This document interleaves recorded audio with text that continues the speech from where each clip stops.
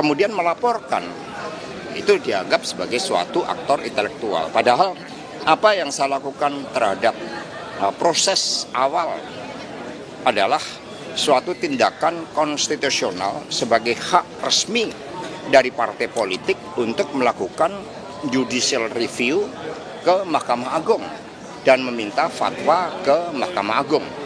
Ini adalah suatu tindakan organisatoris. Siapapun, sama ketika Pak Arief tadi menerima sprindidik dari pimpinan, maka sprindidik itu adalah bukan orang per orang, tetapi atas nama lembaga KPK. Sehingga bukan berarti yang mengeluarkan sprindidik lalu dianggap sebagai aktor intelektual. Nah, karena itulah ini merupakan suatu bukti-bukti bahwa persidangan daur ulang ini memang terlalu dipaksakan dengan fakta-fakta yang memang diopinikan dan diasumsikan oleh para penyidik yang susah payah merangkap jabatan dari penyidik menjadi saksi penyidik, yang ternyata dari proses pemeriksaan tadi yang bersangkutan bukan suatu saksi fakta. Ini dari saya, terima kasih. Selanjutnya akan dilanjutkan oleh tim hukum. Oke. Terima kasih teman-teman. Yang perlu diingat pada saat ini adalah ini saksi fakta terkait dengan tanggal 8 Januari gitu ya. Nah, di sini yang harus diingat adalah tidak ada bukti yang kuat yang menjelaskan bahwa itu memang ada arahan. Tidak ada sama sekali itu. Ini hanya berdasarkan cross-check dan konfirmasi dari tim-tim yang lainnya. Dan tidak ada satupun keterangan yang menjelaskan bahwa dia mengetahui secara faktual, melihat, mendengar, dan mengetahui gitu ya, bahwa benar di sini ada arahan perintah dari seorang Hasto Kristianto. Itu yang paling penting sekali sebenarnya gitu. Nah, berdasarkan itulah makanya dikonklusikan pendapat saya yang menyuruh ini adalah Hasto Kristianto. Itulah yang tidak diperbolehkan. Nah, itu yang dikatakan oleh rekan saya tadi gitu, yang ditanyakan, ini berdasarkan dua alat bukti yang cukup sebenarnya. Apakah memang dia tidak mengetahui dan tidak mengetahui peristiwa tersebut, dia dapat mengkonklusikan bahwa itu merupakan suatu peristiwa berdasarkan dua alat bukti yang sah. Nah, ini membuktikan bahwa pada saat ini bahwa tidak ada suatu direksi, tidak ada juga bukti-bukti yang akan menggiring bahwa ada peranan dari Hasto Kristianto, baik itu dalam suap maupun itu dalam OJ. Itu kira-kira dari saya. Silakan, Bang. Ya, saya kira begini, ada satu hal saya kira yang perlu kita catat ya. Keterangan saksi ini tadi mengenai pertemuan Hasan dengan Harun Masiku dikatakan di Hotel Sofyan dekat dengan SPBU. SPBU itu yang saya tahu, SPBU Shell itu di Jalan Gondang Dia. Ya. Sementara Hotel Sofyan itu berada di, saya nggak tahu apakah itu Jalan Cut Nyadin, ya, atau Cut Mutia. Nah, ini jaraknya itu kira-kira 1 kilometer. Dari sisi ini saja, analisis yang mereka lakukan pasti sudah meleset. Itu yang pertama. Kemudian kedua, dari berita yang dibuat oleh Kompas, ya, pada hari itu, pada tanggal 8 Januari itu, Mas Hasto itu sedang berada di Kompas sampai pukul 19.40, ya, saya kira dari siang. Nah, sementara tadi dikatakan bahwa sekitar 19.40-an atau kurang dari itu, dia berada di PT IKA. Ini kan jauh sekali antara PT IKA, lingkungan PT IKA dengan Kompas. Ya.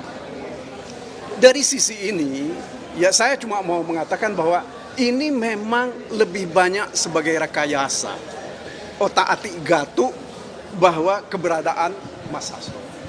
Nanti tentu kami akan tanya banyak hal ya. Saya nggak tahu, nanti pasti kita akan tanya bagaimana mereka membuat keterangan-keterangan di hadapannya penyidik. Antara saksi satu, titik komanya sama dengan saksi yang lain. Termasuk saksi ini tadi. Ya, dengan beberapa orang saksi yang lain. Makanya saya mau katakan bahwa menghadirkan mereka di hadapan persidangan ini Sebenarnya KPK membuat bukan hanya mereka melakukan tindakan-tindakan yang tidak sepatutnya di dalam proses penegakan hukum, tetapi mereka menunjukkan bahwa apa yang mereka lakukan itu tidak sesuai dengan fakta, bahkan ada pengelabuan-pengelabuan. Menurut hemat saya ini sesuatu yang seharusnya tidak terjadi pada lembaga penegak hukum yang dianggap oleh banyak orang kredibel. Bagaimana bisa antara satu saksi dengan saksi yang lain diperiksa dalam waktu berbeda, ya, jawabannya itu adalah sama sampai titik koma. Artinya apa? Ini adalah orkestrasi yang dibuat oleh KPK di dalam menggiring opini, ya, termasuk opini hakim tentang perkara ini. Ya. Saya kira ini nanti akan di dalam persidangan itu yang akan kami tanya kepada saksi ini.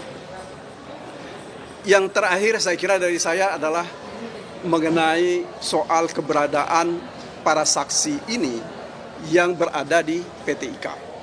Kan dari minggu kemarin pun kita tanya kepada Saudara Rosa, orang-orang yang dikatakan ya menahan mereka atau membawa mereka ke tempat ruangan di gedung PT IKA itu kan tidak pernah ditanya mengenai persoalan ini.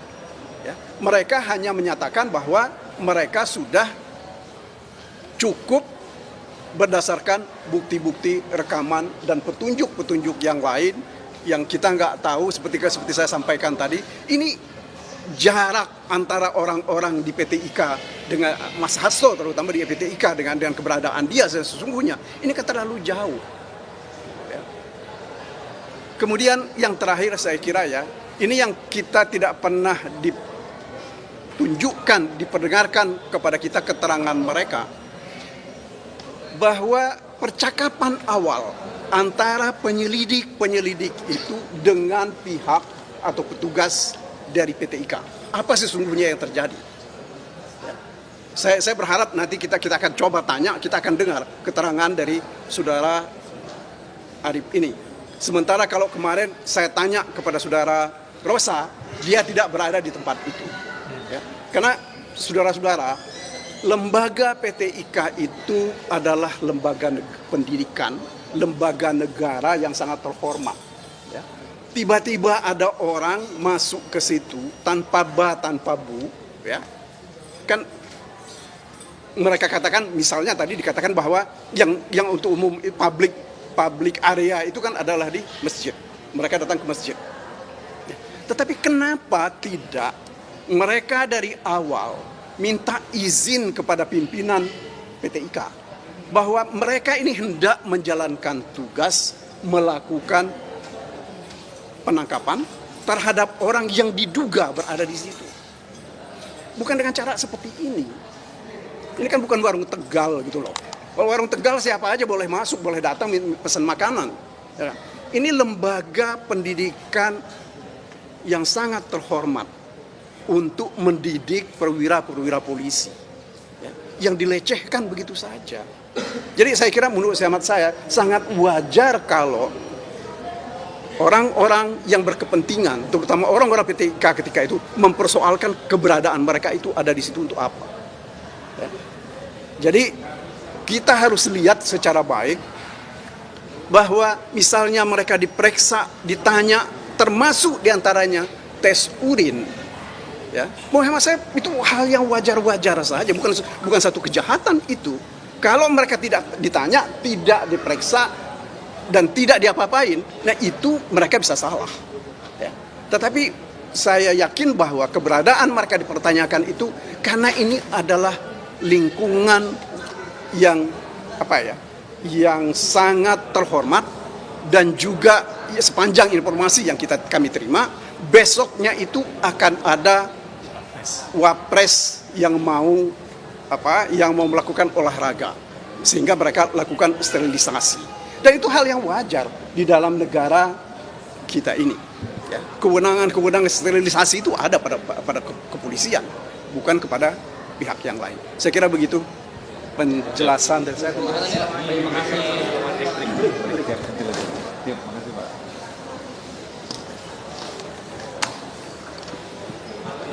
Kembongan gue berat banget lagi.